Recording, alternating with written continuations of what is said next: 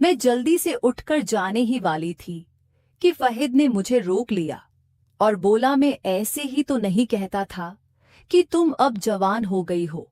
फहीद ने बड़े प्यार से मुझे उठाया, बेड पर ले जाकर डाल दिया और खुद भी मेरे साथ लेट गया। मैं शर्म से शर्माई हुई कि अब क्या करूं, लेकिन वो अपने काम में लग चुका था। मैं बार बार कहती रही, फहीद मैं तुम्हारी भाभी नादिया हूं, अभी मेरी शादी भी हुई नहीं। लेकिन फहीद मेरी एक बात भी नहीं सुन रहा था और कह रहा था कि एक बार खेल लो फिर सीख जाओगी। मैं भी दिल ही दिल से उसके साथ शामिल हो गई। वो जोर से हरकत करता तो दर्द होने लगता और मैं थकन महसूस करती, लेकिन उसके अंदाज और तजर्बे की वजह से मैं भी मुकम्मल तौर पर शामिल हो गई।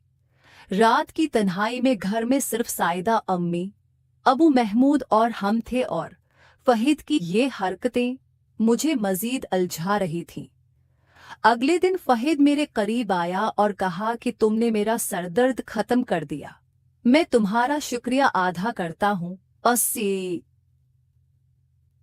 उससे मेरा दिल और ज्यादा बेकाबू होने लगा, क्योंकि मैं जानती थी कि अगर भाभी नादिया ने फिर कोई इशारा किया तो मैं खुद को रोक नहीं पाऊंगी। रात को जब उम्मी साइदा सो गई तो नादिया ने फिर मुझे अपने कमरे में बुला लिया और मैं फौरन उसके पास पहुंच गई। वो लेटी हुई थी और कह रही थी, मेरा सरदर्द बहुत ज्यादा है, जरा तेल से मालिश कर। दो में थोड़ा झिझकता रहा, लेकिन फिर खुद को काबू न रख सका और तेल उठाकर उसके पास बैठ गया। नादिया ने मेरी मदद कबूल की और मैं एहतियात से उसके कंधे और सिर पर तेल लगाकर मालिश करने लगा। और जैसे ही मालिश शुरू हुई, वो अजीब आवाजें निकालने लगी जो मेरे दिल को बेकाबू कर रही थी। मैं अपने आप को काबू में रखने की पूरी कोशिश कर रहा था, लेकिन हर लम्हा उसके करीब होने का एहसास और आवाजें मुझे मजीद बेचैन कर रही थी।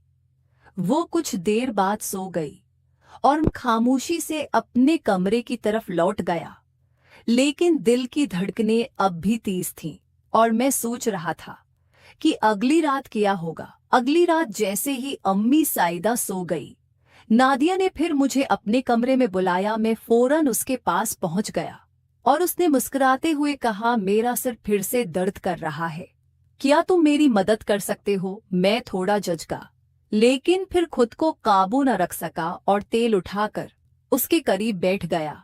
उसने एहतियात से मुझे अपना तेल देने दिया और मैं उसके कंधे, पीठ और सिर पर आहिस्ता आहिस्ता मालिश करने लगा। जैसे ही मैं मालिश कर रहा था, नादिया की आवाजें अजीब व गरीब हो गईं, जो मेरे दिल को बेकाबू कर रही थी।